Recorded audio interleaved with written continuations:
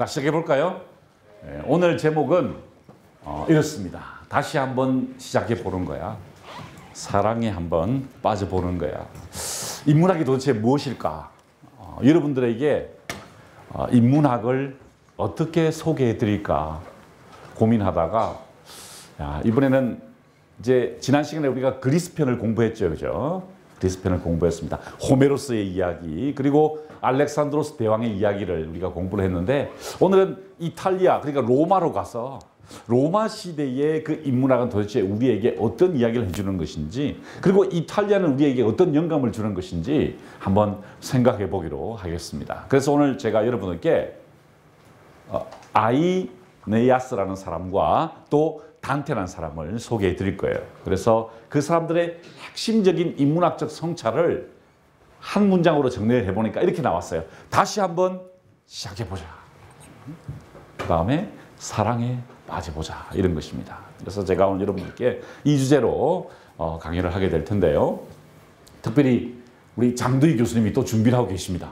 장두희 교수님 아시죠? 지난번에 연극 2개 봤죠, 그죠? 예, 야, 정말 참 훌륭하신 분이에요. 저는 결과보다 과정을 굉장히 소중하게 여기는 사람인데 우리 장두희 교수님께서 이 과정을 준비하는 과정을 제가 지켜보면서 야, 참 훌륭하신 선생님이다 이런 생각이 들어요. 여러분을 위해서 지금 방학인데도 불구하고 이렇게 시간을 내셔서 이렇게 제자들과 함께 연극을 통해서 여러분들께 이렇게 공부를 도우시게 이렇게 노력하시는 걸 보면서 제가 큰 감동을 받습니다. 자, 제가 여러분을 생각 한 달 동안 했어요. 한 달 동안. 특별히 제가 여러분을 생각하게 되는 이유는 제 아들이 여러분하고 동갑이에요. 고등학교 1학년이에요. 그래서 정말 제 아들, 딸을 가르치는 느낌으로 생각하는 그 마음으로 제가 어떻게 우리 여러분들을 위로하고 격려할 수 있을까 이런 생각을 했습니다. 사실 인문학의 많은 부분이 그 부분을 차지하고 있어요.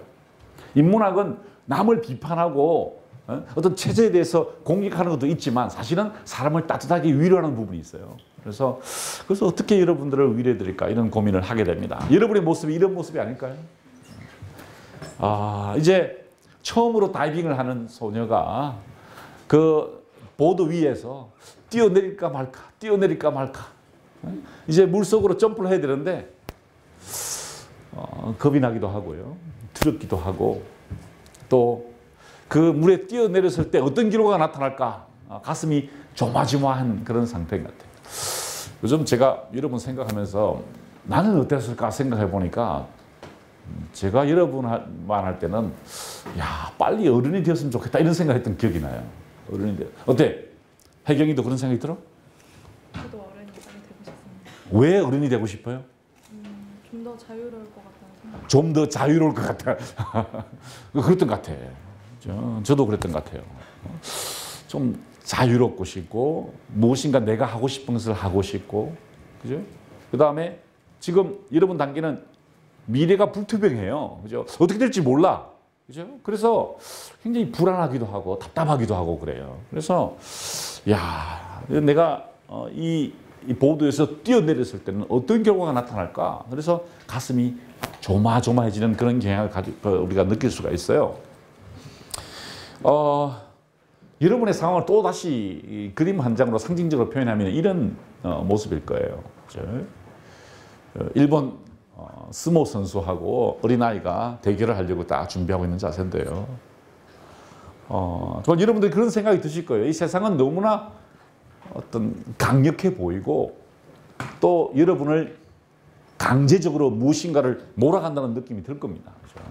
그렇기 때문에 약간 두렵기도 하고 어떻게 내 앞에 닥쳐 있는 이 과제를 극복해 나갈 수 있을까 이런 고민을 하게 되죠. 아마 여러분들에게 가장 큰 고민은 성장을 통해서 일어나는 어떤 그 변화에 적응하는 그것이 힘들 것이고 또 그것이 어떤 집단으로 구체화된 게 대학이라는 아주 강력한 스모 선수가 여러분 앞에 기다리고 있을 거예요. 그죠? 그래서 저 스모 선수를 어떻게 내가 해치고 나가야 되나 이런 고민을 여러분들이 하고 있을 겁니다. 그래서 이런 강력한 힘 앞에서 우리는 어떤 현상을 느끼냐면 이런 좌절을 경험하게 돼요. 제가 이 작품 너무너무 좋아요. 미켈란젤로가 조각한 거예요. 미켈란젤로 들어봤죠? 르네상스 시대의 최고의 예술가였는데 이 사람이 보시는 것처럼 이런 웅크리고 있는 소년이라는 작품을 만들었어요. 그럴 수밖에 없는 게 미켈란젤로가 10대 때 아주 어려움을 겪었어요. 많은 어려움을 겪었어요. 아버지와의 갈등이 굉장히 심각했어요. 왜냐하면 아버지는 자기 뒤를 이어서 공정인이 되기를 원했어요. 우리로 말하면 변호사예요, 변호사. 아버지가 변호사였거든요. 물론 성공하지는 못했지만 그렇기 때문에 자기가 성공하지 못했기 때문에 아들에게 변호사가 되라고 막 닥달을 했어요. 근데 미켈란젤로는 그걸 하고 싶지 않았어요. 왜? 자기는 그림 그리고 무엇인가를 만드는 게 좋았던 거예요. 그래서 굉장히 아버지와의 갈등 속에서 힘든 시간을 보냈어요. 그렇기 때문에 자기가 자기의 소년 시절을 회상하면서 조각한 게 바로 이 조각입니다. 그래서 웅크리고 있는 소년이에요. 근데 사실 많은 청소년기에 여러분도 그렇고 여러분하고 동갑인 저희 아들도 그렇고 보시는 것처럼 이렇게 웅크리게 된다는 거죠. 왜? 미래는 불투명하고 여러분 앞에 놓여 있는 스모 선수는 너무나 강력해 보이고 대학이라는 거대한 벽이 있는 것 같고 그래서 여러분들은 웅크릴 수밖에 없다는 거죠. 자, 그런데 그러한 청소년기를 다르게 보낸 사람이 있었어요. 책을 읽는 사람이었습니다. 누구였을까요? 바로 지금 우리가 뭘 하고 있죠? 인문학 공부를 하고 있죠? 그 인문학이라는 단어를 만든 사람이 있어요. 아니 그 개념을 처음 만든 사람이 있어요. 그 사람이 누구냐? 바로 이 사람이. 어릴 때부터 책을 읽었던 사람인데 누구냐? 바로 기케로입니다. 이 기케로가 후마니타스라는 단어를 만들었어요. 인문학이라는 단어를 처음으로 만든 겁니다. 기원전, 지금부터 한 2000년 전이죠. 그죠? 2000년 전에 인문학이라는 단어를 처음 만들었는데 이 사람이 아주 어릴 때부터 모았던 사람이라고 책을 읽는 사람이었어요. 책을 읽으면서 늘 숙고하고 생각하는 사람이었는데 나중에 이 사람이 어른이 된 다음에 그 로마에서 큰 사건이 벌어집니다. 어떤 사건이 벌어지냐면은 여기 보이는 아르키아스라는 시인이 있었어요. 이 사람은 그리스 사람이었어요. 이 그리스 사람이었는데 로마에 이민을 와서 거기서 시를 쓰는 사람이 되었어요. 그런데 어떤 정치적인 문제 때문에 이 사람을 추방하게 되었어요. 이제 그의 시민권에 문제가 있다. 이 사람은 불법 체류자다. 추방해야 된다. 라고 로마에서 결정을 내렸습니다. 그때 이 기케로가 그 시인 아르키아스를 변호하면서 처음으로 후마니타스, 인문학이라는 단어가 나왔어요. 그가 법정에서요. 이 사람이 변호사였거든요. 정치가이기도 했지만 변호사였어요. 아주 말을 잘하는 사람이었어요. 너무너무 말을 잘하는 사람이었어요. 그래서 이 사람이 쓴 라틴어가 지금 세계 최고의 라틴어로 간주돼요. 그래서 저도 라틴어를 배웠는데 누구 책으로 공부를 하느냐? 바로 이 사람의 책으로 공부해요. 왜? 어릴 때부터 책을 많이 읽기 때문에 그러겠죠. 자, 그런데 이 사람이 법정에서 어떻게 변호하느냐? 보십시오. 우리는 시인을 추방해서는 안 된다라는 것입니다. 시인을 추방해서는 안 된다. 시 최근에 읽은 사람. 최근에 시를 읽어본 사람. 최근에 1년 안에. 교과서에서 읽은 거 말고 따로 어떤 시인은 누구 시인을 읽었어요? 라이너 마리아 릴케의 시를 읽었어요. 어떻게? 네. 네. 자, 또 어떤 시를 읽었어요? 아니 뭐 기억 안 나도 괜찮아요. 시는 잊어버려도 괜찮아요. 왜냐하면은 그 시를 읽는 자체, 그때 생각하는 그 자체가 중요하기 때문에 그래요. 자, 이 사람이 그 시인, 그런 시인을 로마에서 추방해서는 안 된다. 그가 비록 불법 체류자라 할지라도 우리는 그 시인을 우리 로마에 모시고 그의 시를 읽어야 된다라고 하면서 이렇게 이야기합니다. 로마가 왜 위대해졌느냐? 위대한 인물들에서 이끌어졌는데요. 그 역사적인 인물들은 탁월함을 습득하고 여기서 탁월함이 단어가 나왔습니다. 그죠? 비르투스라는 단어입니다. 굉장히 중요한 인문학적 단어예요. 여러분은 탁월함을 추구해야 되는데 그 탁월함을 습득하고 후전하기 위해서 뭐의 도움을 받았다고요? 인문학. 여기서 처음으로 인문학이라는 단어가 나왔다는 겁니다. 그래서 그런데 그 인문학은 어떤 효용을 가지느냐? 이렇게 이야기하고 있어요. 인문학 공부는 젊은 사람들의 마음을 바르게 지켜주고 나이 든 사람들의 마음을 행복하게 해줍니다. 그렇죠? 여러분의 마음을 지켜주는 것이, 여러분의 마음을 지켜주는 것이 인문학이다. 그 다음에 보세요. 그 다음에 사실 이 인문학에 대한 이야기가 사실 지금까지 유효한데요. 풍요로운 삶을 가져다 줄 뿐 아니라 우리가 역경에 처해 있을 때 마음의 안식과 평화를 준다. 인문학이 뭐죠? 바로 안식과 평화를 주는 것입니다. 언제? 역경에 처했을 때. 여러분과 같이 지금 미래가 불확실하고 마치 거대한 벽 앞에 서 있는 그런 어떤 가슴 답답하고 또 미래가 불투명해서 불안할 때 여러분의 마음을 지켜주고 마음의 안식과 평화를 주는 것이 바로 인문학이라는 것입니다. 그래서요, 인문학 공부는 뭘 주고 해야 될까요? 바로 이겁니다. 우리가 역경에 처했을 때 마음의 안식과 평화를 주고 우리에게 용기를 주는 것이라는 거예요. 그렇죠? 여러분을 위로하는 것이다. 이게 바로 첫 번째 출발한 인문학이었어요. 자, 그 역경에 처해 있던 사람 우리가 지난 시간에 배웠습니다. 누구였죠? 오디세우스였습니다. 그죠? 트로이 전쟁을 마치고 그 트로이 전쟁 끝난 다음에 부하들을 이끌고 10년 동안 거친 파도를 헤쳐가면서 괴물과 싸우면서 사이렌의 유혹을 견디면서 이렇게 앞으로 전진해 갔던 그 그리스 시대의 영웅 오디세우스의 이야기를 들었습니다. 이것이 우리가 지난 시간에 저랑 함께 우리 장두희 교수님과 함께 공부한 것이었어요. 자, 이것이 바로 오디세우스의 이야기였죠. 자, 오늘은 그 다음 이야기입니다. 여러분의 마음을 위로하고 마음의 안식과 평화를 주기 위해서, 용기를 주기 위해서 다음 책인데요. 바로 베르길리우스의 아이네이드라는 책입니다. 우리가 오늘 이 책을 공부하고 그 다음에 후반부에서는 단테의 신곡을 공부하게 될 겁니다. 단테의 신곡. 자, 이제 드디어 두 번째 책 베르길리우스의 아이네이드에 대한 공부를 시작할 텐데요. 공부를 시작하기 전에 우리가 연극을 또 봐야 되겠죠, 그죠? 우리 장두희 교수님이 지금 준비를 하고 계세요. 자, 장두희 교수님을 우리가 환영하기 위해서 큰 박수와 함께 장두희 교수님을 초대해 볼까요? 예, 자, 장두희 교수님 하면서 큰 박수로 초대하는 겁니다. 하나, 둘, 셋 하면 하는 거예요. 하나, 둘, 셋. 장두희 교수님 나와주세요.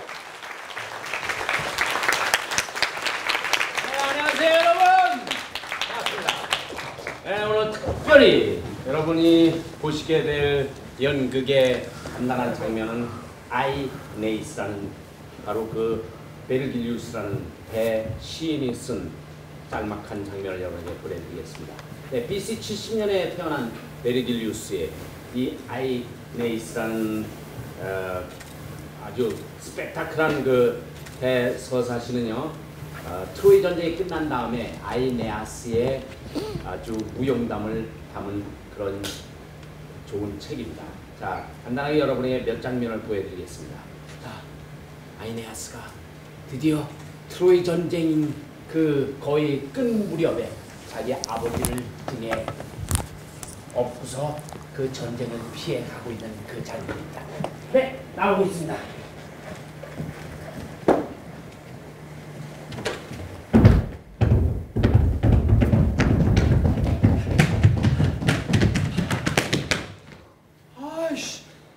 이쪽으로 왔는데? 아니, 저쪽에 길이 하나밖에 없잖아, 저기. 어?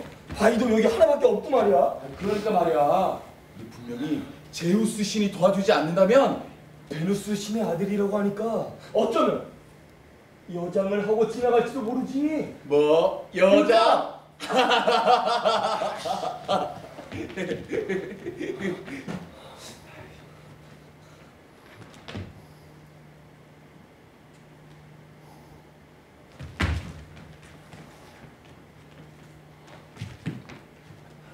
멈춰라. 서. 움직이지 마. 꼼짝 마. 스탑. 동무브. 프리. 얼음.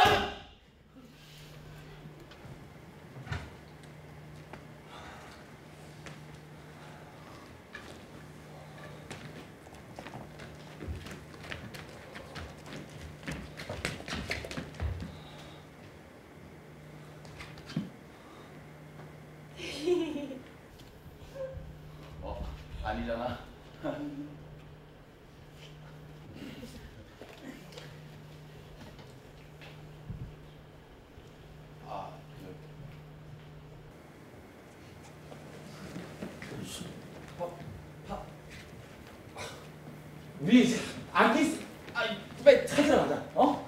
저쪽으로 가볼까 빨리?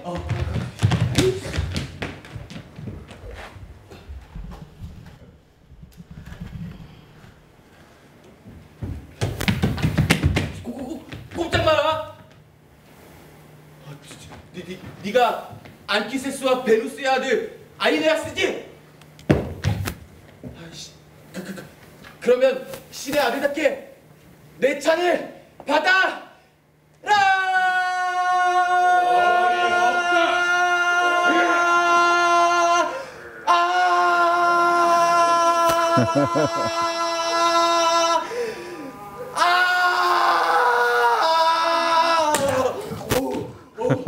역시 너의 용맹은 거짓이 아니었구나. 그렇다면 좋다.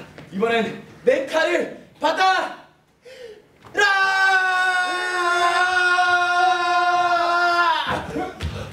여기서 아주 재빠른데? 간다! 야! 제법이구나. 그러냐? 간다!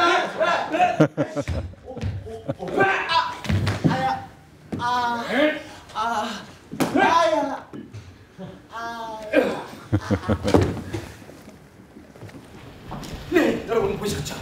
아에네아스는 전쟁 중에서도 자기 아버지를 들쳐오고서 이렇게 전쟁을 승리로 이끌었습니다. 끝났네요. 자, 그런가 하면 아에네아스는 여러 각처를 돌아다니면서 전쟁을 치르게 됐는데요.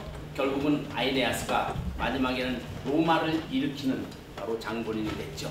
자, 아에네아스가 어느 전쟁터에서 정탐을 하기 위해서 위험을 무릅쓰고 자기 아들과 정탐을 하고 있었습니다. 저기 아에네아스가 다시 들어옵니다.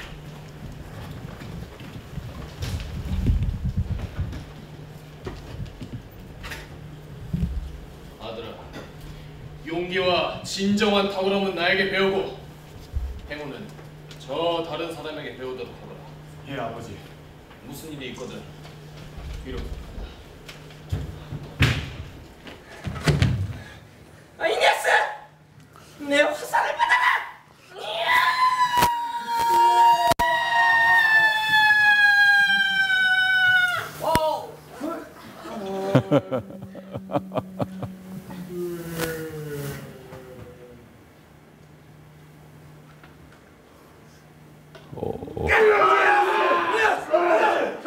화살을 뽑아라! 적을 물리쳐야 한다! 활을 뽑아라! 활을 뽑아라! 이놈!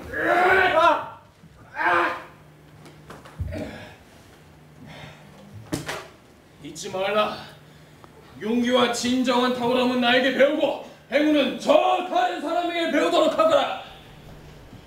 헤이! 힘이신.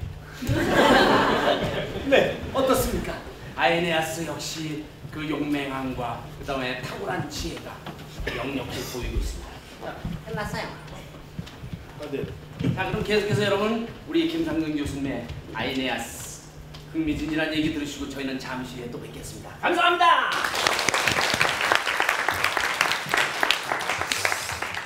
여러분 아마 믿지 못하겠지만 저랑 한 번도 이렇게 제 강연하고 이 연극하고 맞춰보지 않았어요. 오늘 처음 제가 보는 거예요. 그런데 정말 제가 이 강연으로 설명하고 싶은 것을 그대로 그냥 쫙 보여주셨어요. 오늘 아마 그 강연의 그 핵심 내용이 오늘 이 연극에 나와 있지 않았을까 이렇게 생각이 듭니다. 그렇습니다. 이 아이네아스 때문에 영원한 제국 로마가 건설되게 됩니다. 그들은요, 저 트로이 지방, 그러니까 여기 보시면은 여기 트로이 보이죠? 이 트로이 지방에서 출발했던 작은 유민들이었습니다. 작은 유민, 작은 집단이었어요. 그 사람들이 이 지중해 바다를 헤쳐나가서 여기 카르타고에 있는 이 디도까지 만나고요. 그 다음에 겨우겨우에서 여기 겨우 작은 마을 여기 로마를 차지하게 됩니다. 바로 그 사람이 아이네아스라는 사람인데요. 그 이후에 어떻게 됩니까? 벌써 기원 전후에 로마 공화정이 마지막 때였을 때 보시는 것처럼 스페인하고 그리스까지 차지하게 되죠. 그 다음에 카이사르 시대에 어떻게 됩니까? 고을과 그러니까 지금의 프랑스 지방하고 아프리카 북단, 이집트까지 그리고 터키까지 차지하게 됩니다. 나중에 기원 1세기 후반에 가면은요. 보시는 것처럼 지금 EU보다 더 큰 거대한 유럽의 영토를 차지하게 되는 거죠. 영원한 제국이다라는 별명을 붙여도 전혀 손색이 없을 만큼 거대한 제국을 만드는 사람들인데 그 출발은 트로이에서 출발했던 유민들 불과했다는 거죠.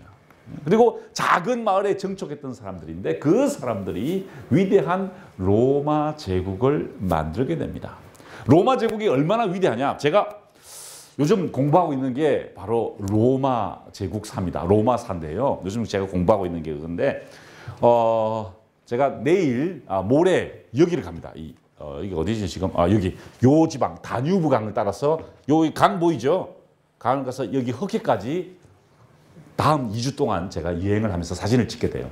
촬영하게 되는데 제가 그래서 지금 이게 북쪽 전선을 제가 이제 공부를 하러 가게 되는데 작년 겨울에 어디를 갔냐면 바로 여기를 갔어요. 여기 어디냐면은 카르타고입니다. 카르타고 지방이 어디냐면 여기가 지금 이탈리아고 여기 아프리카 북단이에요. 그죠? 어디냐면 여기입니다. 이게 카르타고. 저쪽에 시칠리아 섬이 있어요. 그죠? 그런데 제가 놀랬던 게 아프리카 북단에 그게 로마 영토였어요. 그래서 가보니까 저 사막의 한가운데 보면 여기 엘젬이라고 보이죠. 엘젬. 그게 딱 한데 사막 한가운데였어요. 한 사막 그 해안선에서 한 40km 정도 떨어져 있는데 그 해안선에서 저 사막 도시 안까지 수로가 놓여 있어요. 수로. 물이 들어가는 거예요. 물이 사막 안으로. 들어가 보니까 뭐가 있냐면 이게 있어요. 뭐죠? 원형 경기장입니다. 로마에 있는 것은 콜로세움이라 그러는데 이것은 원형 경기장이죠. 깜짝 놀랐어요. 왜냐하면 사막 한가운데에 로마 유적지가 있는 거예요. 이렇게 거대한 콜로세움이 있는 거예요. 안에서 찍은 사진입니다. 여러분 이 무대가요. 최근에 영화의 세트로 사용됐어요. 어떤 영화냐면은 바로 이 영화입니다. 이 영화 알아요? 글래디에이터 봤어요? 안 봤어요? 글래디에이터라고 영화 있죠. 그 격투사의 이야기예요. 그 뒤에 있는 이 무대가 바로 그 엘젬, 카르타고의 북아프리카 엘젬에 있던 그 무대였더라고요. 그래서 그래서 제가 그 지방을 이렇게 쭉 이제 조사를 하기 위해서 사진을 찍고 다니다가 아주 신기한 사진을 제가 하나 찍었어요. 바닥에 이렇게 있는데 그냥 전시돼 있더라고요. 자세히 보니까 이게 로마의 위대함을 보여주는 거야. 제일 중앙에 있는 게 이게 뭐냐? 바로 로마를 상징한 미네르바예요. 미네르바. 전쟁의 신이죠. 방패를 들고 있습니다. 아테네이기도 해요. 아테네. 자, 근데 요 6개가 뭐냐면은 바로 로마의 속주예요. 자, 볼까요? 여기 보면은 뿔이 3개 달려있죠. 이게 트라키아 뜻이에요. 이게 뭐냐면은 뿔이 3개 있다는 건 삼각형이죠. 바로 시칠리아를 상징합니다. 시칠리아. 이거는 머리를 보세요. 이게 어떤 사람들의 머리죠? 아프리카 사람들의 머리죠. 그래서 이 사람들이 누구냐면은 바로 이집트 사람들이에요. 이집트 사람. 이시스 신을 상징하는 거예요. 이집트. 그다음 여기는 뭐냐면은 이게 아프리카예요. 아프리카. 여기 보시면은 코끼리 뿔이 있죠. 그죠? 코끼리 뿔. 코끼리 뿔과 코끼리 귀가 있어요. 귀. 이걸 코끼리 귀머리라 그래요. 코끼리 귀머리. 그러니까 옛날 아프리카 사람들이 코끼리 귀머리를 이렇게 하고 다녔거든요. 그래서 여기는 어디냐면 아마도 스페인을 상징할 거예요. 스페인. 왜냐하면 스페인에 이 올리브 나무가 굉장히 많거든요. 스페인 마드리드에서 저 남쪽까지 가면은 계속 올리브 나무가 있어요. 그래서 아마 올리브 나무가 많기 때문에 이것을 올리브로 상징할 겁니다. 여기는 아마 터키일 거예요. 터키 신들은요, 여신들은 머리에 이렇게 촛농을 이렇게 올릴 수 있도록 해놨어요. 그래서 아마 여기는 터키일 거고, 이거는 아마 고을 지방일 겁니다. 고을 지방이 어디냐면은 프랑스 지방을 말하는 거죠. 야만족들이 있기 때문에 몽둥이를 들고 있죠. 그죠? 그래서 보세요. 프랑스, 터키, 스페인, 아프리카, 이집트, 시칠리아 그 가운데에 이 로마 제국이 있다는 것입니다. 그만큼 전 유럽을 차지했다라는 뜻이죠. 그런데 어떻게 그것이 가능했냐는 거예요. 어떻게 이렇게 위대한 큰 제국을 소유할 수 있었을까? 바로 그 비밀을 푼 책이 이 책입니다. 오늘 장두희 교수님께서 제자들과 함께 보여주셨던 그 책 내용이 어디에 있느냐 하면 그 연극의 내용이 이 아이네이드라는 책에 기록되어 있어요. 이 책은요, 베르길리우스라는 사람이 쓴 서사시인데요. 일종의 건국신화입니다. 우리 같으면 단군신화하고 비슷한 거예요. 그렇죠? 그런 단군신화와 같은 건국신화를 통해서 도대체 로마의 정신은 무엇이었는가? 어떻게 로마는 위대한 제국이 될 수밖에 없는가에 대해서 쓴 책이 바로 이 베르길리우스의 아이네이드입니다. 아이네아스의 그 모험담을 건국 이야기를 담고 있죠. 그런데 재밌는 것은요, 이 이야기가 어디서 왔느냐? 자기가 독창적으로 만든 이야기가 아니고요, 그리스 시대에 위대했던 시인 호메로스의 일리아스와 오디세이아를 참고했다는 거예요. 그 포맷을 이용했다는 것입니다. 자, 여러분, 그렇기 때문에 서구를 이해하기 위해서는, 서양을 이해하기 위해서는, 아니 지금 세상을 이해하기 위해서는 우리는 반드시 이 책 세 권을 읽어야 돼요. 그 다음에 이 책에 영향을 받았던 신곡도 읽어야 됩니다. 그래서 제가 오늘 여러분들께 지난 시간과 이어서 네 권의 책을 네 명의 위인을 소개해 드리는 건데, 호머의 일리아스와 오디세이아, 그 다음에 베르길리우스의 아이네이드를 읽어야만 우리는 서구를 이해할 수 있다는 것입니다. 왜? 같은 맥락에서, 같은 관점에서 쓰여진 서양의 첫 이야기이기 때문에 그렇다는 것이죠. 자, 이 아이네아드는 다 이 보시는 것처럼 호메로스의 책에서 그 영향을 받았다는 것을 알 수 있습니다. 이분이 바로 베르길리우스입니다. 이 베르길리우스가 신인데요, 양옆에 있는 사람이 누구냐면은 신이죠. 뮤즈입니다. 뮤즈. 시의 신이고 음악의 신이기도 하죠. 영감을 불러일으키는 것입니다. 시인들에게 영감을 불러일으키는 여신이 바로 뮤즈라고 그러는데요. 바로 그 뮤즈에 둘러싸인 그 베르길리우스의 모습을 지금도 그 튀니지아에 가시면은 볼 수 있어요. 자, 이 사람이 누구의 책을 참고했다고요? 바로 호메로스의 책을 참고했다고 그랬죠. 그런데 호메로스가 어떤 여정을 갔는지 여러분 기억나실 거예요. 아마 제가 이렇게 이야기하면은, 아, 이게 그냥 단순하게 한 책을 참고한 정도가 아니라 이 로마 사람들이 자신의 정체성을 어떻게 구현했는가를 알게 될 거예요. 자, 호메로스의 책에 보면은 일리아스 오디세이아가 어떻게 시작됩니까? 트로이 전쟁이 끝나고 이제 바다를 헤쳐가면서 어디를 가게 되죠? 이 지역을 막 고생하다가 다시 고향으로 돌아가는 이야기죠. 그죠? 바로 그 똑같은 패턴을 이용해서 그 트로이의 유민들이 고향을 떠나서 어디에 정착한다는 이야기를 담고 있을까요? 바로 이 그리스의, 이 로마에 정착한다는 것을 이야기를 담고 있는 겁니다. 자, 그러면은 우리가 로마 이야기를 듣기 전에 그리스 이야기를 한 번만 복습해 볼까요? 어떤 일이 벌어졌습니까? 키클롭스 괴물 이야기 기억나시죠? 네. 눈을 찔러서, 외눈박이 괴물의 눈을 찔러서 그 동굴에서 탈출하는 이야기 우리가 공부를 했습니다. 그렇죠? 무슨 이야기라고 그랬죠? 이 이야기가 지도자는 뭘 가져야 돼?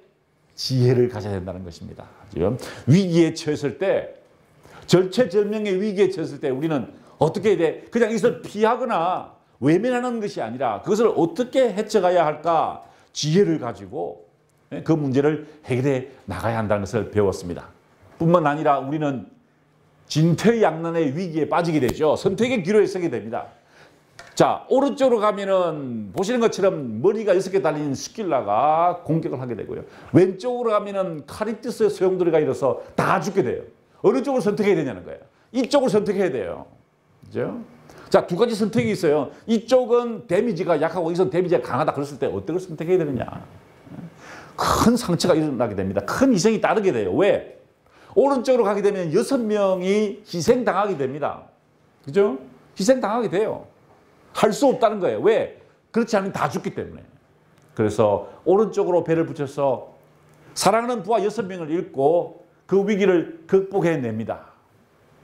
그런데 그들의 사기는 땅바닥에 떨어지죠. 왜? 사랑하는 전우를 잃었기 때문에. 그때 주인공 오디세우스가 어떻게 이야기했죠? 이렇게 이야기했습니다. 전우들이여, 생각하건대 이번 일도 언젠가는 우리에게 추억이 될 것이요. 아마 그 호메로스의 책 중에서 가장 중요한 구절 중에 하나일 거고요. 여러분에게 꼭 드리고 싶은 위로의 말씀이에요. 여러분, 2013년 여름 무지 덥죠, 올해. 그죠? 근데 이 무더운 여름에 우리가 인문학 공부를 했던 것, 이것도 우리에게 추억이 될 것입니다. 뿐만 아니라 여러분들이 헤쳐가는 그 험난한 시대, 힘든 시대, 이것도 여러분에게 추억이 될 것이에요. 여기 뒤에 부모님들 좀 앉아 계신데 부모님들께 물어봐요. 여쭤봐. 그게 추억이었는지 악몽이었는지 다 추억이었다 그래요. 저도 그래요. 다 추억이에요. 추억. 아름다운 추억이 됩니다. 여러분들이 고생했던 이야기, 여러분이 힘들었던 이야기들이 나중에 다 추억이 돼요. 마찬가지였어요. 자, 이런 이야기를 베르길리우스가 참고해서 이제 새 출발을 기약하는 겁니다. 자, 여러분 아까 우리 장두 교수님 연극 보셨죠? 주인공입니다. 아이네아스가요, 보시는 것처럼 자기 아버지 안키스를 덜쳐업고 이제 불타는 트로이 성을 탈출해 가는 것입니다. 손에 보면은요, 아버지의 손에 뭐가 있어요? 자기 집안을 지키는 수호신의 그것을 들고요, 이제 불타는 트로이 성을 탈출해 나갑니다. 무슨 말일까요? 새로 다시 한번 시작해 보자는 것입니다. 이제 트로이가 멸망했어요. 이 사람들은 트로이의 유민들이었습니다. 자기 나라가 망했어요. 그리스 연합군에게 정벌 당했습니다. 자, 그래서 이제 이 사람들은 새로운 출발을 하게 된 거예요. 이건요, 조금 역사적인 이유가 있어요. 왜 이런 얘기가 나왔냐면은 로마 사람들이 볼 때 그리스는 거대한 문명이었던 거예요. 왜? 로마는 이제 갓 시작한 나라고 그리스는 이미 플라톤, 아리스토텔레스, 알렉산드로스의 거대한 문명이 있었거든. 그래서 자기가 이제 새로운 문명을 만들기 위해서는 그리스를 극복해야 돼요. 그리스를. 그죠? 그렇기 때문에 이런 이야기가 나온 거예요. 이런 얘기를 다시 시작하는 거예요. 우리가 비록 작은 나라였고 지금 작은 나라지만 원래는 트로이의 유민으로서 패배자였지만 이제 새롭게 한번 시작해 보자는 것입니다. 아버지를 덜쳐업고 이제 탈출해 나가면서 이제 새로운 나라를 만들어가는 이야기인 것입니다. 저는 이 구절 너무 좋아해요. 제 1장 1절입니다. 한 문장으로 여러분이 가진 생각을 쫙 그대로 그냥 쫙 보여주는 거예요. 자, 보세요. 첫 번째 문장 한번 읽어볼까요? 똑같이 다 같이 읽어봅시다. 시작. 무기들과 한 전사를 나는 노래하노라. 야, 어떻게 됐어요? 잠깐만. 다시 한번 읽어볼까요? 굉장히 중요한 구절이에요. 다시 시작. 무기들과 한 전사를 나는 노래하노라. 야, 이거 한 문장에 엄청난 이야기가 담고 있어요. 자, 호메로스, 자기가 참고했던 호메로스는 어떻게 시작했어요? 들려주소서 뮤지 여신이여. 트로이 성을 정복을 한 다음에 무지 떠돌아다녔던 그 한 사람의 이야기를 하죠. 근데 자기 스승이 했던 호메로스는 뭐예요? 들은 이야기를 자기가 읊었다는 거예요. 그런데 자기는 뭐라? 나는 노래한다는 것입니다. 무슨 말이에요? 내가 더 낫다는 거죠. 그죠? 자기는 들은 이야기를 하는 것이나 내가 이야기한다는 것입니다. 자, 그런데 더 놀라운 것은요, 한 문장 속에 호메로스의 책 두 권이 요약되어 있어요. 보세요. 무기들과 한 전사를 나는 노래한다. 무기들이 무슨 이야기일까요? 바로 호메로스가 쓴 첫 번째 책 뭐죠? 일리아스에 대한 이야기예요. 아킬레우스가 무기를 들고 용감히 싸웠던 그 이야기를 설명하고 있는 겁니다. 두 번째 책이 뭐죠? 오디세이아죠. 누구 이야기예요? 오디세우스 이야기죠. 누구죠? 전사입니다. 전사. 그죠? 한 무기와 한 전사에 대해서 나는 노래한다. 이 말은 무슨 말이냐면은 나는 내 선배 그리스 사람 호메로스처럼 뮤즈 여신이 들려주는 이야기를 하는 것이 아니라 나 스스로 노래하는데 그 노래는 자기 스승이 했던 호메로스의 이야기를 한 줄에 요약해버린다는 거예요. 그 두 권의 책을 한 줄에 요약해버린다는 거예요.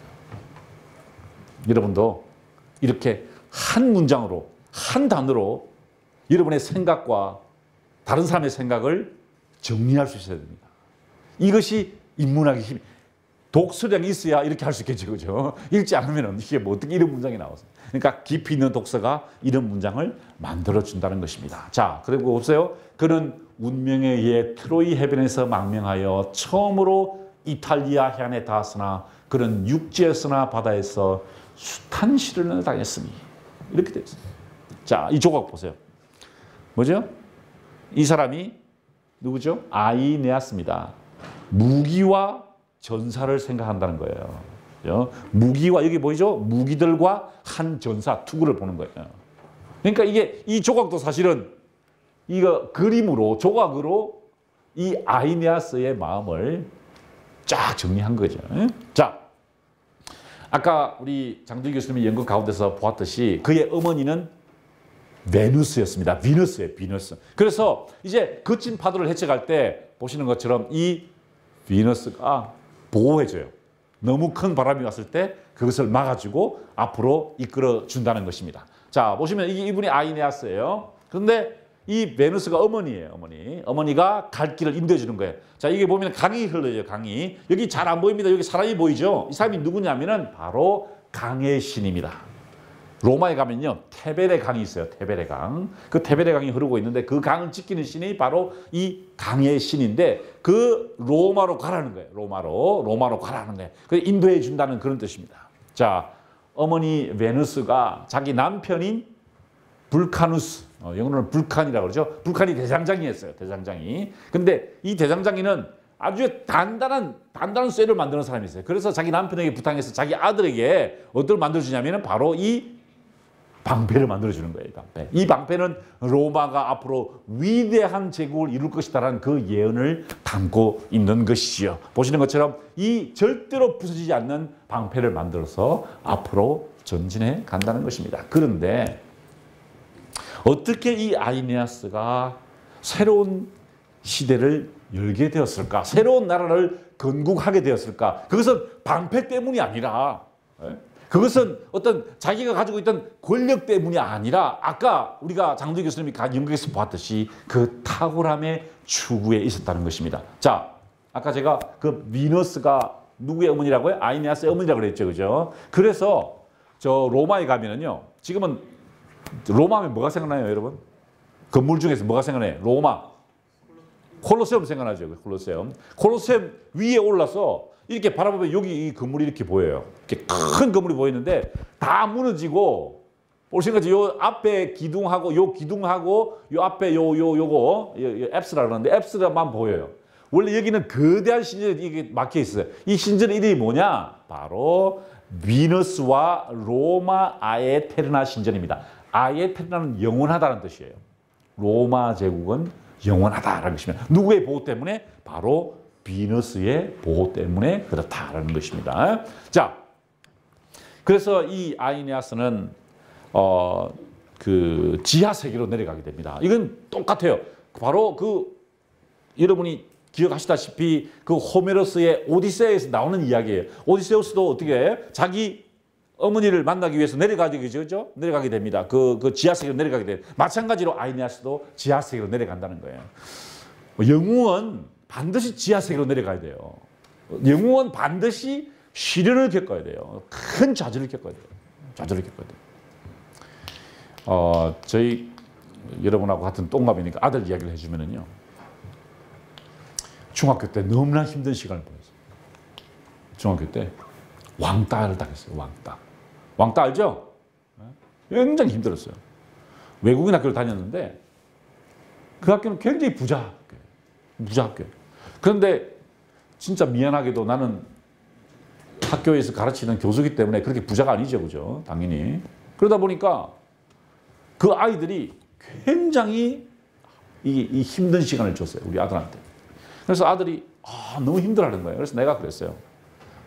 괜찮다. 괜찮다. 조금만 견뎌봐라.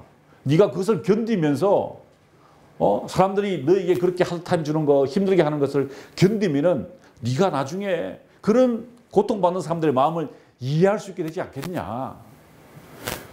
너 아버지 직업이 뭔지 아냐? 너 할아버지 직업이 뭔지 알아? 너 정조 할아버지 직업이 뭔지 알아? 뭘까요? 나는 교수기도 하지만 목사이기도 해요. 우리 아버지도 목사고 저희 할아버지도 목사였어요. 그러면은 제 아들은 몇 대죠? 4대예요, 4대. 그러니까 목사가 된다는 것은 나중에 얘도 나중에 목사가 되려고 그래요. 우리 집안의 정통을 이어서. 그래서 4대 목사가 되려고 그러면 어떻게 돼? 사람들의 아픔을 이해해야 된다는 거야. 그래야 이해해야 위로를 하지. 뭐 자기가 당해보지 않은데 어떻게 위로를 해? 그래서 내가 그랬어요. 야, 그건 오히려 니한테 기회가 될지도 모른다 그랬더니 아빠는 몰라서 그래. 한국 고등학교, 중학교가 어떤 줄 알아? 어때? 그랬더니 영어로 뭐라는 줄 알아? 이래요. Hunt or to be hunted. 뭔 뜻이죠?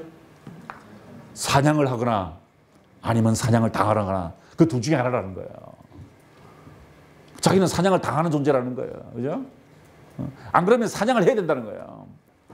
그게 한국 교육인데 내가 어떻게 해야 되나 했더니 참말 안 했어요. 이야, 얼마나 감사한지 몰라요. 왜냐하면 이제 고등학교로 갔는데 얘가 이제는 없어졌어요. 그런데. 그러니까 어떻게 되냐면은 다른 아이들이 왕따를 시킨 애들을 위로해 주는 거야. 얘가. 무슨 말인지? 그런 시련을 겪었기 때문에 나중에 이런 가능성이 열리더라는 거예요. 마찬가지입니다. 아이네아스도 지하 세계로 내려갔어요. 그래 여러분들에게 어떤 시련이 있고 왕따가 있고 괴로움이 있잖아요. 그러면은 잘 생각해봐요. 아, 이게 내가 영웅인 모양이다 이렇게 생각해야 돼. 내가 앞으로 큰 인물이 되기 위해서 이게 나한테 기회가 주어지는구나 이렇게 생각해야 돼. 나 이거 못 견디겠다 이렇게 하면 안 된다는 거야. 왜? 영웅은 반드시 지하세계로 내려가야 돼요. 그렇죠? 시련이 있으면 그것을 환영해야 돼.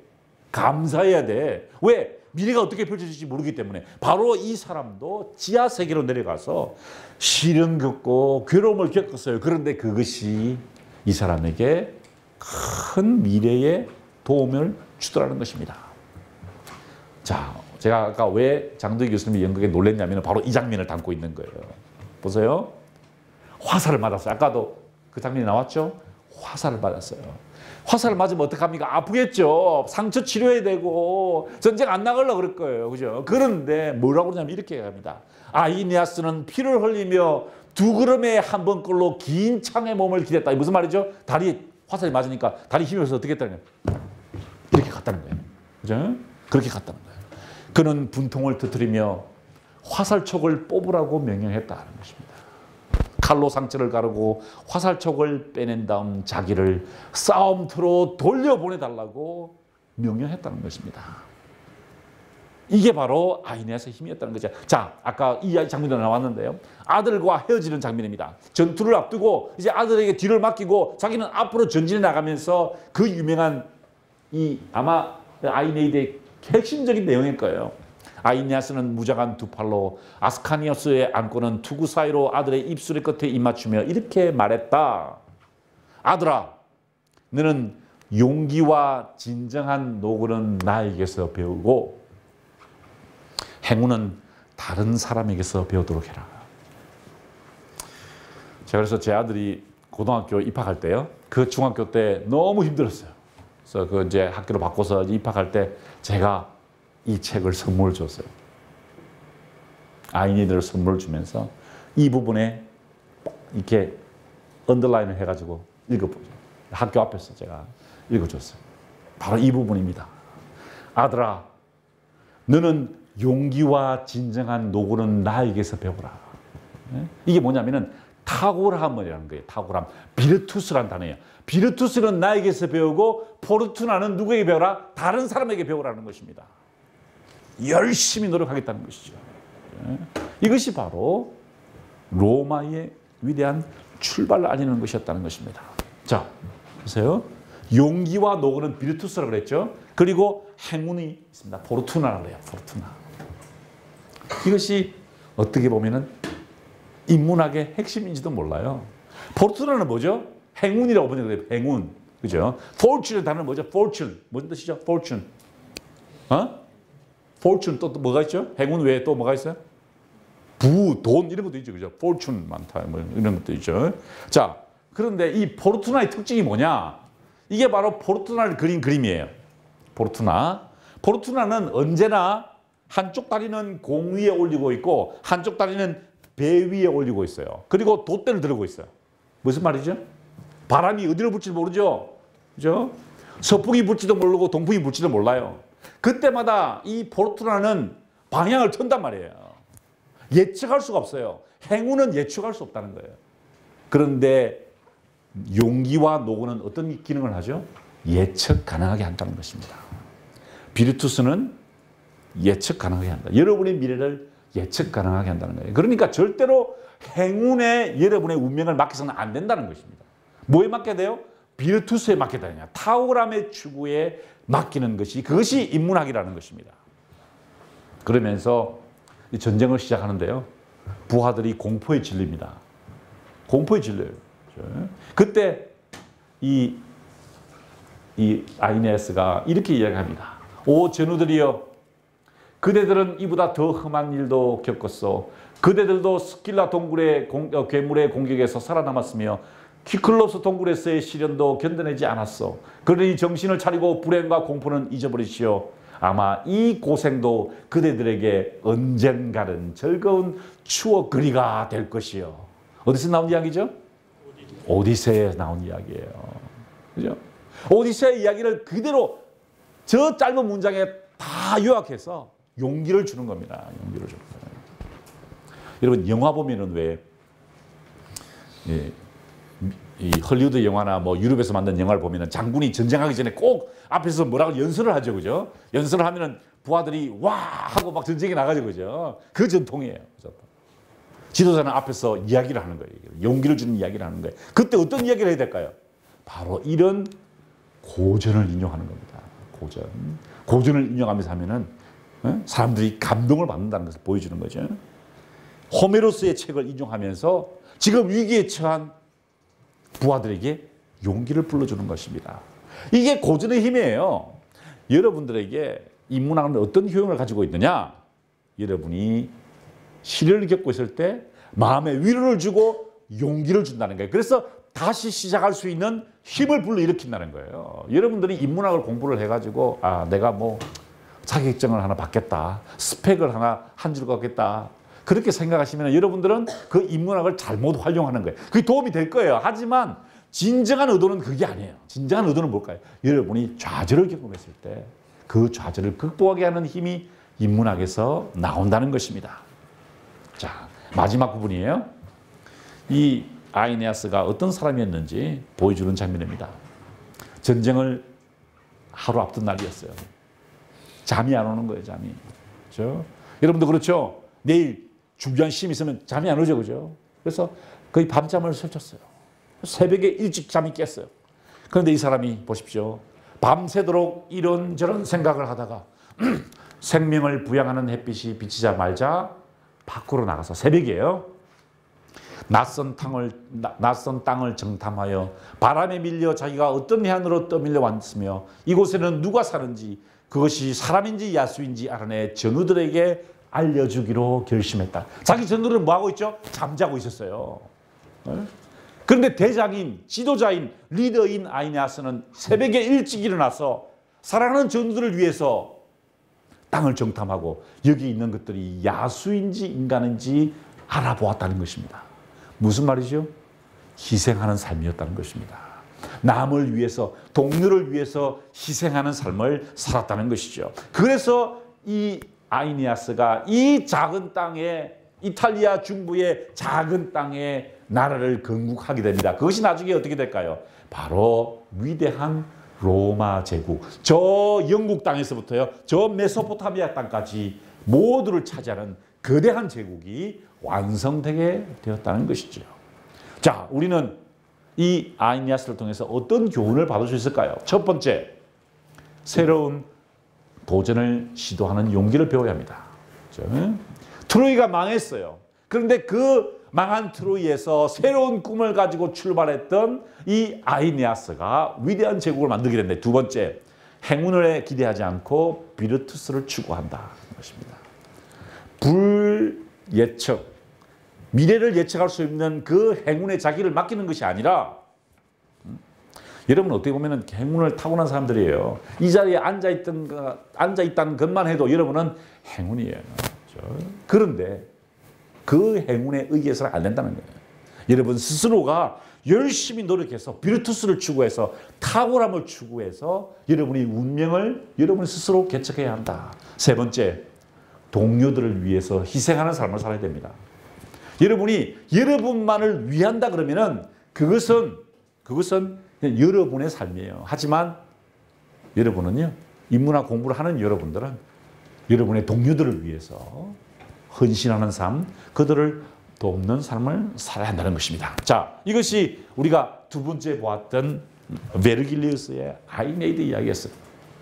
그러면 마지막 책이죠. 마지막 책이 바로 단테의 신곡입니다. 이제 거의 1400년이 지납니다. 1400년이 지나서 이제 그 시대는 중세의 시대였어요. 중세의 시대. 암흑의 시대라고 불리는 중세의 시대였습니다. 그런데 그 중세의 시대를 깨치고 그 암흑을 걷어내고 이제 새로운 창조의 시대, 빛의 시대가 시작되는데 그 시대를 우리는 르네상스라고 그러는데요. 그 르네상스의 선구자였던 단테가 신곡이란 책을 통해서 도대체 어떤 이야기를 들려줬을까요? 이 사람이 쓴 책은요. 중세의 장송곡으로 불립니다. 중세의 장송곡. 이 사람의 책에 의해서 한 시대가 마감되고 새 시대가 시작되었다는 것입니다. 어떻게 그것이 가능했을까요? 도대체 단테라는 인물은 어떤 인물이었고 이 신곡이라는 책은 어떤 내용을 담고 있는 책이었을까요? 간단합니다. 사랑에 빠져보는 거예요. 사랑에 빠져보는 겁니다. 자, 우리 그 이야기를 한번 장두희 교수님 모시고 한번 어떤 일이 벌어졌는지 볼까요? 우리 장두희 교수님을 다시 한 번 더 모시도록 하겠습니다. 장두희 교수님을 큰 박수로 모셔주시기 바랍니다. 장두희 교수님. 자, 여러분, 단테는요, 잘 아시다시피 호메로스, 그 다음에 셰익스피어, 괴테와 더불어 세계 4대 시성으로 알려져 있습니다. 특히 그의 단테의 신곡이라는 작품은 지옥에서부터 연호 천국에 이르는 여정을 그린 스펙타클한 서사입니다. 근데 단테는요, 굉장히 일생 자체가 나중에 우리 김 교수님께서 말씀해 주시겠지만 굉장히 불우한 일생을 살았습니다. 자, 단테가 신곡을 쓴 모티브가 된 바로 그 특별한 만남이 있었습니다. 그게 바로 베아트리체와의 만남입니다. 단테에게 있어 베아트리체가 없다면 그거는 정말 아무 의미가 없다고 볼 수 있겠죠. 그래서 오늘 여러분은 단테가 어떻게 베아트리체를 만났는지, 어떤 사랑을 했는지 그걸 잠깐 보여드리겠습니다. 단테가 9살 됐을 때 그 피렌체 최고의 귀족이었던 폴코 포르티나리라는 그 귀족의 파티에 가가지고 자기 아버지를 따라가서 가는데요. 거기서 베아트리체를 처음 만났다고 합니다. 그 다음부터 단테는 마음속에서 베아트리체를 사랑하는 그 열정이 끊임없이 지속이 되는데요. 성인이 돼서도 단테는 늘 베아트리체를 생각했고 심지어는 베아트리체가 살고 있는 집에 와서 행여 베아트리체를 만날까 서성거리곤 했다고 합니다. 자, 저기 단테가 오고 있습니다.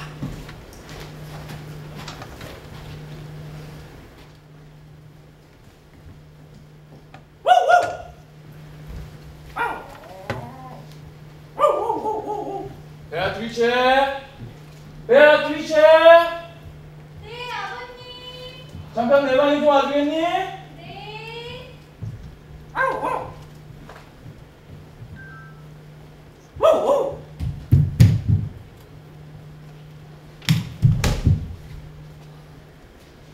누구신가? 누굴 찾아오셨나? 젊은이, 날 찾아온 건 아니겠지?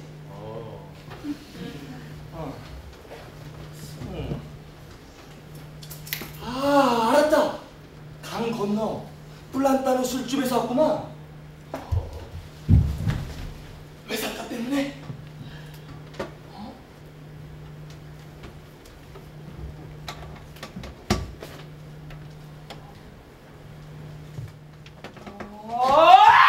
그렇구나. 벨사공 프란체스카의 아들이구나. 말 못해 벙어리? 귀머거리? 스테파노! 예, 주인님. 스테파노가 지금 잠바로 찾으러 지금 뛰어가고 있습니다. 예.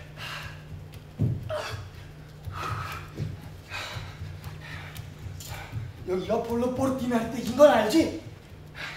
이 피렌체에서 우리 주인을 모르면 이탈리아 사람이 아니지. 더구나 나리의 따님신 베아트리체는 말 그대로 여신이지. 여신이고 말고. 왜? 내 말이 틀리나? 자네도 한번 우리 아가씨를 본 적이 있나?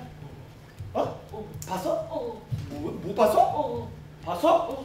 못 봤어? 뭔 소리야? 봤어? 봤다고? 그렇다면 불행 중 다행이고 천만 중 다행일세. 행운 가운데 다른 건 다 못 봐도 우리 베아트리체 아가씨는 봐야지. 말 그대로 보석이야. 에메랄드보다, 진주보다, 다이아몬드보다 더 아름다운, 뭐랄까, 보진 못했지만 미의 여신인 아프로디테가 우리 아가씨만큼 이쁠까? 안 그래? 그냥 생각만 해도 오줌을 싸니까.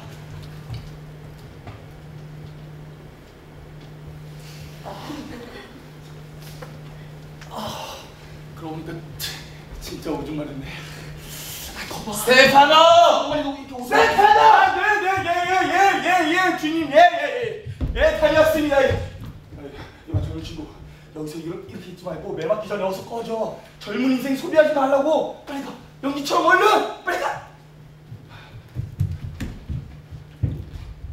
네, 여러분. 단테는요 평생 동안 딱 2번에 걸쳐서 베아트리체를 만났습니다. 아까 말씀드린 것처럼 9살 때, 그리고 9년 뒤 단테는 베아트리체를 만나게 되는데요. 길거리에서, 그것도 아주 우연히 길거리에서 만났는데 말을 한마디도 못 붙였습니다. 자, 저기 단테가 오고 있습니다.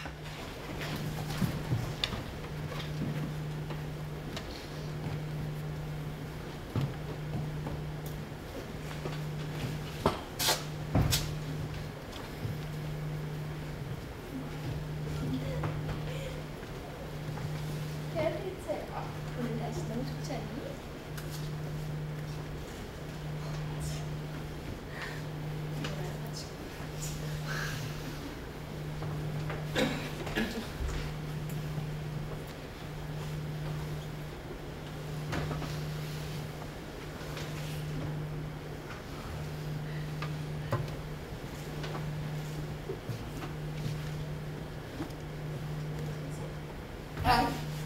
베아트리체, 그래서 뭐해?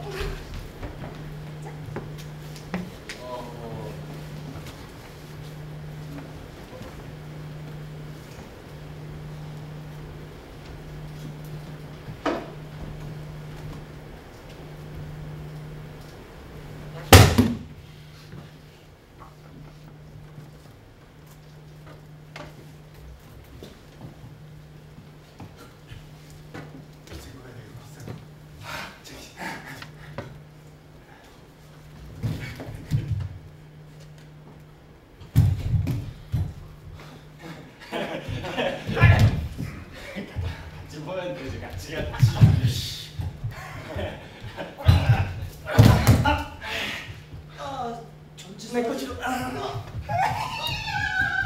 너 글 못 읽잖아.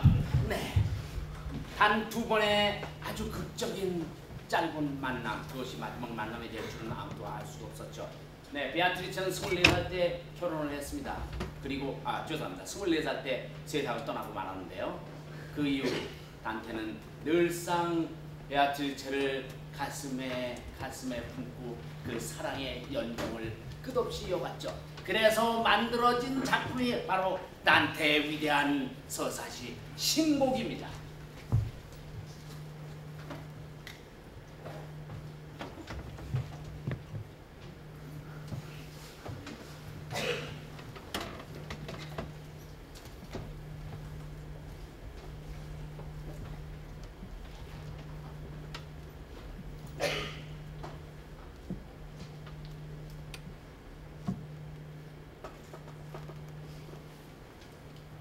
네, 그렇습니다.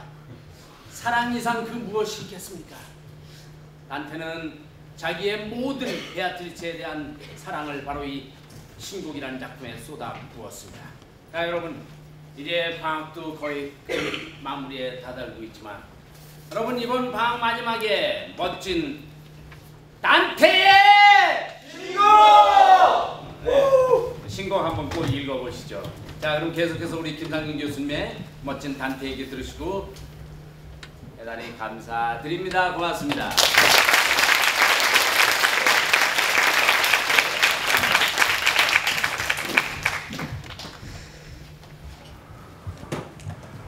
예, 단테가 어떻게 중세를 마감했느냐, 천년의 역사를 어떻게 단절시켰는가, 바로 단테가 사랑에 빠졌기 때문에 그렇습니다. 여러분 지금 사랑에 빠져 있어요? 영서 지금 사랑에 빠져 있나요? 사랑하는 사람이 있어요? 그러면은 사랑의 대상은 있나요? 가슴이 뛰는 대상이 있나요? 없어요? 가슴이 뛰는 날은 있나요? 막 가슴이 벅차올라서 어떻게 할 수 없는 어떤 그런 아주 어떤 그런 상태가 있는 날이 있나요? 단테가 어떻게 중세를 마감하고 새 시대를 시작하느냐? 베아트리체를 바라보면서 사랑에 빠졌기 때문에 그래요.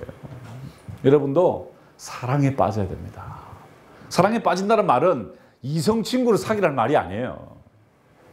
무엇인가 가슴이 뛰는 존재가 있어야 된다는 것입니다. 그런 대상이 있어야 된다는 거예요.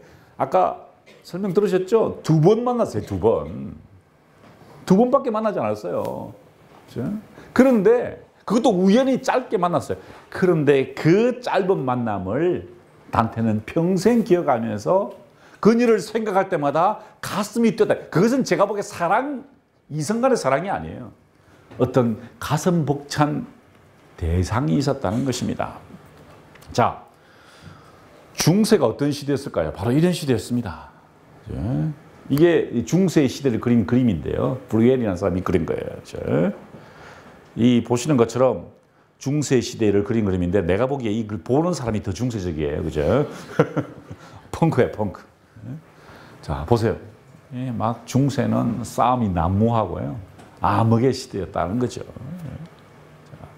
1348년도에 흑사병이 유럽을 강타했을 때 중세 사람들은 완전히 궁지에 몰렸어요. 그래서 언제 죽음이 닥칠지 모르기 때문에 전전긍긍하는 삶을 살 수밖에 없었다는 거예요. 그래서 보세요. 왕도 죽음 앞에서는 무력하고 아름다운 여인도 죽음 앞에서는 무력한 존재다라는 것을 깨닫게 되면서 그냥 회의주의에 빠지고 삶을 부정하는 태도를 취했다는 거예요. 사랑에 대한 기대를 잊어버리게 돼요. 상실하게 됩니다.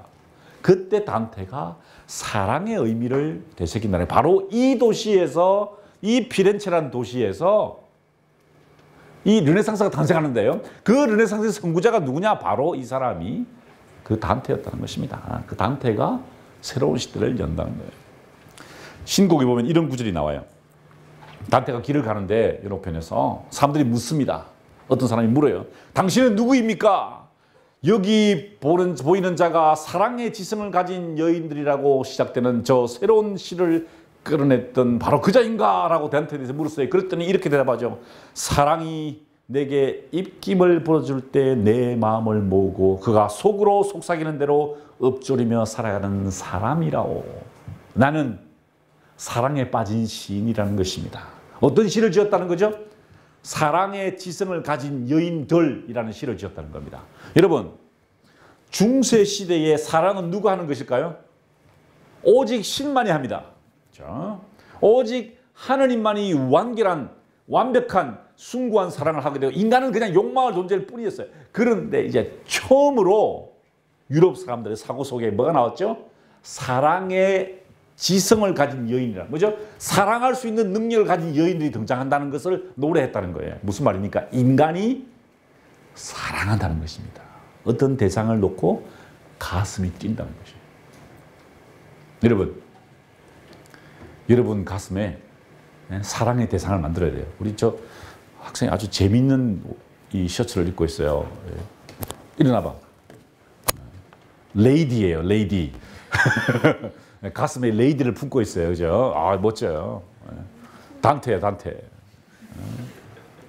무엇인가 가슴속에 무슨 가지고 있는 거 아니에요. 그죠? 자, 이게 바로 단테의 위대한 점이었다는 것입니다. 사랑의 가치를 인정했다는 거죠. 사랑에 빠졌다는 것입니다. 바로 이 장면이 단테가 베아트리체를 바라보는 그 장면을 이제 나중에 이제 워트하우스라는 사람이 그린 그림인데요. 그 단테가 베아트리체를 만났을 때의 느낌을 자기 스스로 이렇게 표현했어요. 바로 그 순간 내가 진실로 말하노니 내 가슴 가장 깊숙한 곳에서 역동적인 감정이 솟구쳐 올랐으니 내 가슴은 떨리기 시작했고 그 떨림 때문에 내 맥박은 잦아들었다.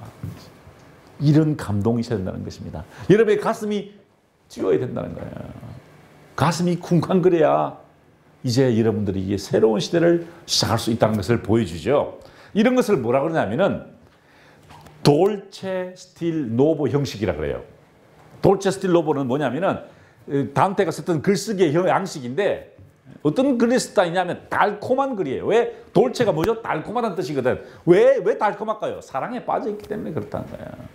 사랑에 빠져있기 때문에 돌체한 글을 쓰게 되었고 그 돌체한 글이 중세를 끝내고 새 시대를 시작하는 힘이었다는 것입니다. 여러분들이 만약에 새로운 시대를 시작하려면 어떻게 돼? 그러면은 돌체해야 된다. 돌체. 스위트해야 된다. 스위트. 가슴이 뛰어야 한다는 것입니다. 자, 이 장면이 바로 그 유명한 단테가 베아트리체를 만나는 장면입니다. 아까 우리 연극에서 보았죠? 바로 그 장면이. 단테가 그 옆을 스쳐가는 베아트리체를 보면서 말 한마디 건네지 못했어요. 말 한마디 그냥 지나가는 모습을 지켜보고 너무 슬픔에 빠져서 집으로 돌아가서 긴 한숨을 몰아쉬고 책상 위에서 글쓰기를 시작했습니다. 그 글이 바로 아까 영상에서 본 것처럼 신곡이 된 것이고요. 그 책이 바로 중세를 장래 지내게 된다는 것입니다. 무슨 얘기를 하는 걸까요? 사랑에 빠져야 돼요. 사랑에. 무엇인가 가슴 뛰는 존재가 있어야 된다는 거예요. 여러분 인생의 목표가 뭐예요? 그 목표를 생각할 때 가슴이 뛰어야 된다는 거예요. 가슴이 뛰어야 된다. 내가 그 한 가지 목표를 향해서 내 인생 전부를 걸겠다는 그런 가슴 뛰는 결심이 있을 때 여러분은 옛 시대를 청산하고 새 시대를 열게 될 것이고요. 단테처럼 암흑의 시대를 걷어내고 빛의 시대를 시작하게 될 것이라는 것입니다.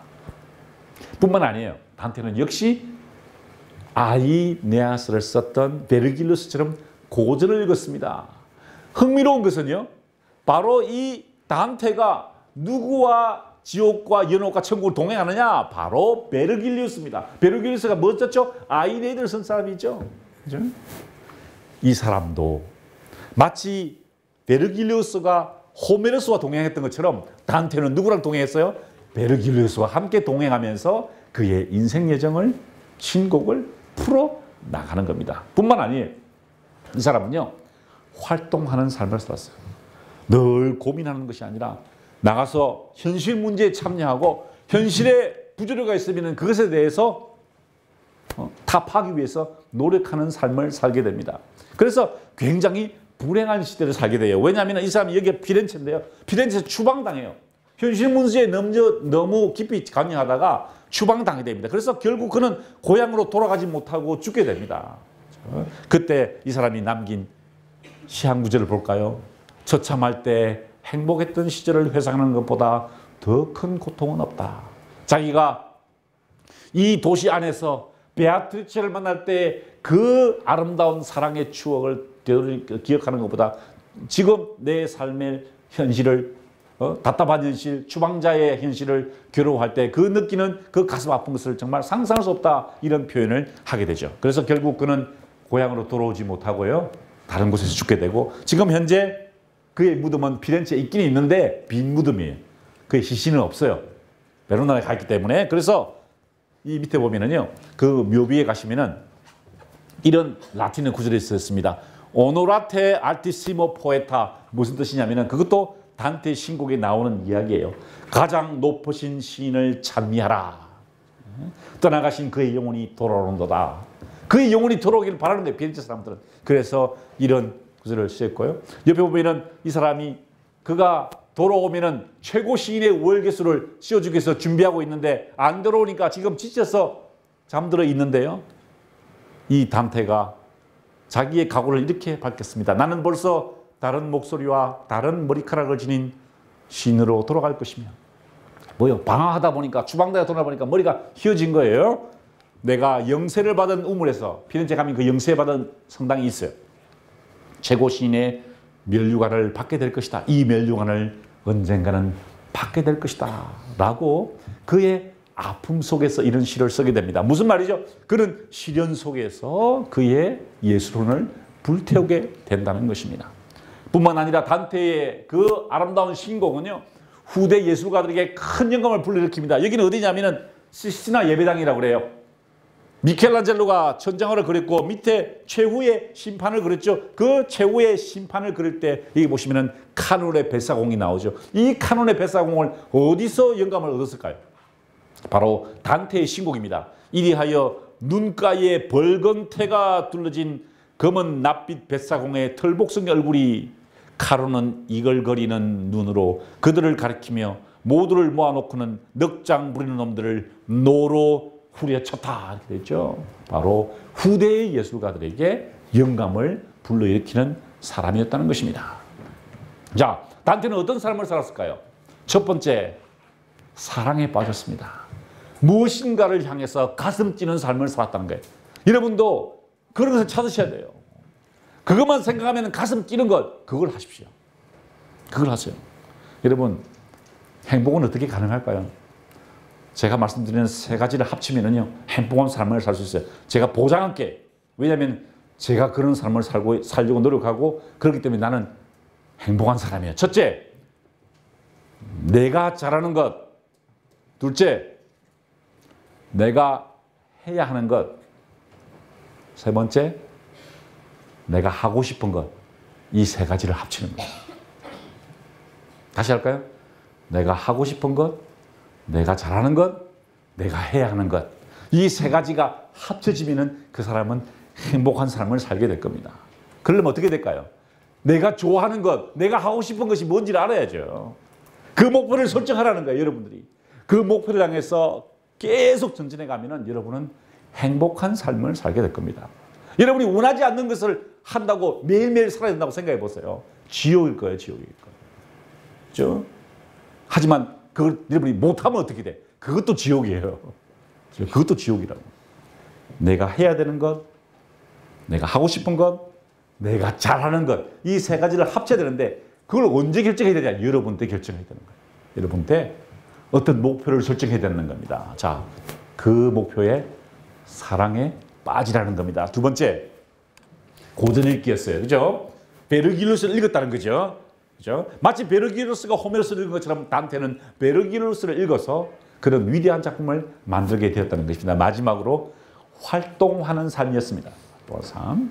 그냥 혼자서만 생각하는 것이 아니라 적극적으로 앞으로 나서서 그 문제에 대해서 자신의 의사를 이야기하고 참여하고 현실을 바꾸어 나가는 삶을 통해서 단테는 위대한 인물이 되었다는 것입니다.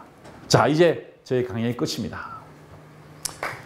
지난 시간을 통해서 우리가 호메로스와 알렉산드로스 대왕을 배웠고요. 오늘은 보시는 것처럼 아이네아스와 단테에 대해서 배웠습니다. 탁월함을 추구해서 로마 제국을 만들었던 아이네아스, 사랑에 빠져서 중세를 마감시키고 새로운 시대를 열었던 단테처럼 여러분도 사랑에 빠지기를 바랍니다. 모쪼록 이 인문학 공부 2013년 인문학 공부에 참여한 여러분들 가운데서 새로운 시대를 여는 단테가 나오고요. 또 새로운 사회를 아름답게 만들어가는 아이네아스 같은 사람이 나오기를 간절히 바라면서 여러분들이 바로 이 두 사람이 되기를 간절히 바라면서 제 강의를 모두 마치겠습니다. 감사합니다.